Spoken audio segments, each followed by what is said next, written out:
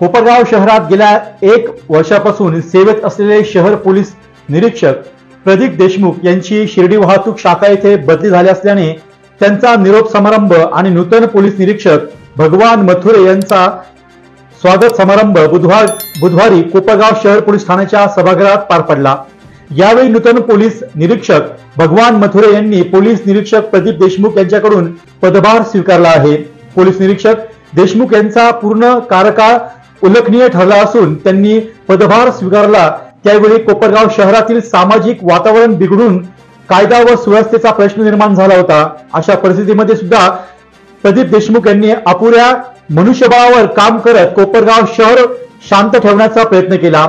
यावेळी उपस्थित पोलीस अधिकाऱ्यांनी देशमुख यांच्या सोबत काम करताना आलेला अनुभव सांगत पोलीस निरीक्षक देशमुख यांच्या स्वभावाचे आणि अनुभव असल्याने त्यांच्या कार्याचे कौतुक केले आहे।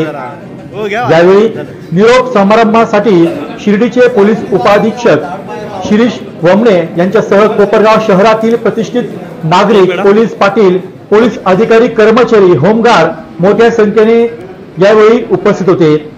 यावेळी उपस्थितांनी पोलीस निरीक्षक देशमुख यांचा सत्कार करत पुढील सेवेसाठी शुभेच्छा दिल्या तर नूतन पोलीस निरीक्षक भगवान मथुरे यांचे देखील स्वागत करण्यात आले आहे। साथ दिली आणि सर्व समाज बंधूंनी म्हणजे आपल्या या ठिकाणच्या सर्व समाजाच्या बंधुवर्गांनी माझी गोष्ट समजून घेतली आणि त्या गोष्टीला शांतताप्रिय करून त्या गुन्ह्याला आम्ही बराचसा आळा घातला।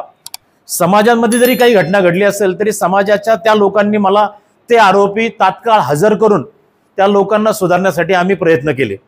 नुसतं गुन्हा झाला आणि आरोपीला मारझोड करणे आणि गुन्ह्यामध्ये त्याला अटक करणे हे पोलिसाचं काम नाही आणि हे काम पूर्वीचं चालत होतं, गुन्हेगार तशा प्रकारचे होते। परंतु आपण अशाच प्रकारे जर काम केलं तर गुन्ह्याची संख्या वाढत जाणार, गुन्हेगार अजून प्रकारचे गुन्हे करणार। परंतु हे गुन्हे कसे कंट्रोलमध्ये येतील, हा गुन्हा का केला, यांनी कशासाठी केला, याचं मूळ जर कारण आपण शोधलं आणि त्याच्यावर जर आपण लक्ष दिलं तर 100% मला गॅरंटी आहे की तो गुन्हेगार पुढे माझ्या गॅरंटी 90% तरी सुधरू शकतो। 10%, 5-10% होऊ शकतो एखादा प्रकार, पण तो 90% सुधरू शकतो आणि मी ते करून दाखवलं आणि बरेच गुन्हेगार तडीपार केले आपण इथून। त्याचप्रमाणे काही गुन्हेगार अजूनही तडीपारीच्या लिस्टमध्ये आहेत, पण तरी सुद्धा त्यांना मी संधी दिली की बघा तुम्ही याच्या पुढचा गुन्हा दाखल झाला तर तुम्हाला पुढचा तडीपारी होईल म्हणून। तर हे काम करताना कसं आहे की आम्हाला पोलीस खात्यातर्फे आम्हाला थोडंसं स्ट्रिक्ट वागावे लागतं।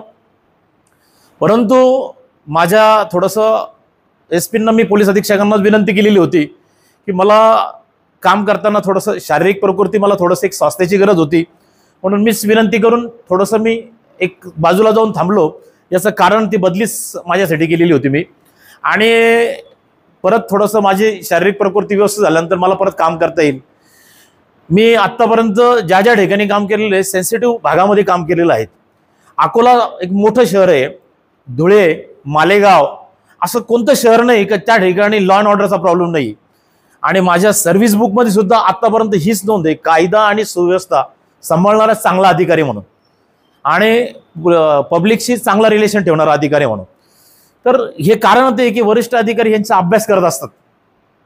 मला या ठिकाणी आपली सेवा करायला कमी वेळ मिळाला, परंतु मी आपल्याला आश्वस्त करतो की मला अजूनही माझी भरपूर सर्व्हिस आहे। मी आपली सेवा करण्याला आपल्या जवळ राहून अजून चांगल्या प्रकारची सेवा करेल आणि बाबांची एक कृपा असेल माझ्यावर म्हणून मी बाबांच्या जवळ सेवेसाठी चाललेलो आहोत। जरी वाहतूक शाखा असली पण वाहतूक शाखा जरी असली तरी मला तिथं भरपूर वेळ आहे, त्या वेळेचाच मी सदुपयोग करण्याचा प्रयत्न करील आणि या सर्वांनी मला खूप खूप सहकार्य केलं। माझ्या स्टॉफने सुद्धा मला खूप समजून घेतलं। मी रविवारची सुद्धा साप्ताहिक सुट्टी मला मिळत नव्हती, तर मला एसडीपीओनी बऱ्याच वेळा मला 4 घंटे 8 घंटेसाठी सवड दिली। मी माझ्या नातवांमध्ये माझ्या फॅमिलीमध्ये जाण्यास मला वेळ मिळत नव्हता, परंतु थोडंसं आम्ही इथंच एकांचा निरोप आणि एकाचं स्वागत अशा एका छोटेखानी कौटुंबिक कार्यक्रमासाठी उपस्थित असलेले आमचे सन्माननीय एसडीपीओ श्री वमने साहेब, त्याचप्रमाणे माझे मित्र आहेत, बंधू आहेत, प्रदीप देशमुख, कोळी साहेब आहेत, कलिग ऑफिसर्स आहेत, ठोंबरे साहेब असतील, पवार साहेब असतील आणि तुम्ही सर्व मित्रवर्य, बंधुवर्य. मी कोपरगाव शहरामध्ये चार्ज घेण्यासाठी आलो आणि चार्ज घेतल्याबरोबर तुमचा सगळ्यांचा परिचय झाला आणि आता हा एक चांगला आपल्याला योग मिळाला एकमेकाशी बोलण्याचा.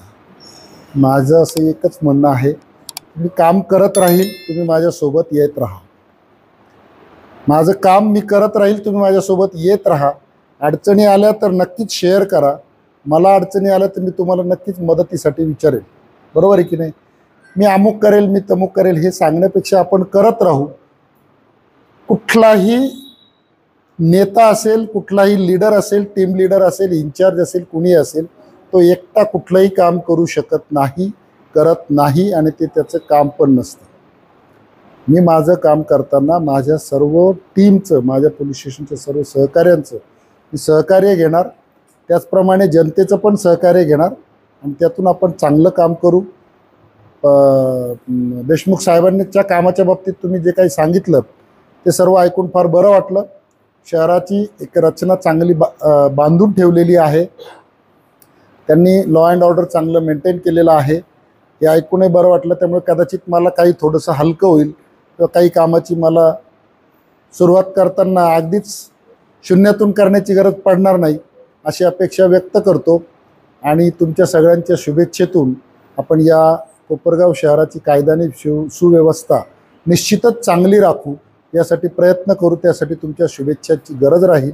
एवढं बोलतो आणि थांबतो. डी न्यूज वृत्तवाहिनी सामाजिक, शैक्षणिक, राजकीय, धार्मिक, सहकार, सांस्कृतिक, कृषी या सर्व चालू घडामोडींचा वेध घेणारी वृत्तवाहिनी. डी न्यूज वृत्तवाहिनी, वेध वर्तमानाचा.